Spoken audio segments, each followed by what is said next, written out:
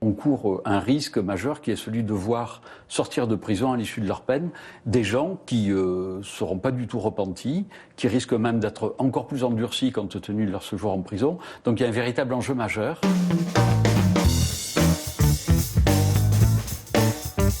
Évidemment, on ne peut que partager ce que pense et ce que dit François Molins.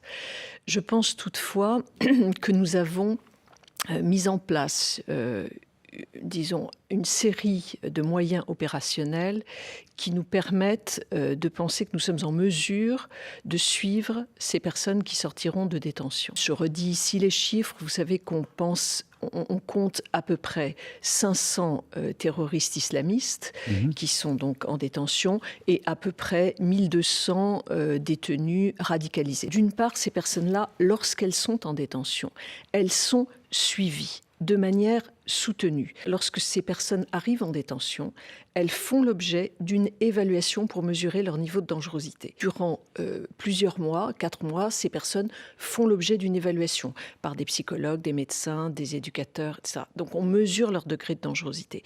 Ensuite, durant leur phase de détention, ils sont soit à l'isolement complet, lorsqu'on estime que la dangerosité est suffisamment importante pour justifier l'isolement. Soit, et c'est ce que nous avons récemment décidé, ils sont répartis dans des établissements très sécurisés sur l'ensemble du pays.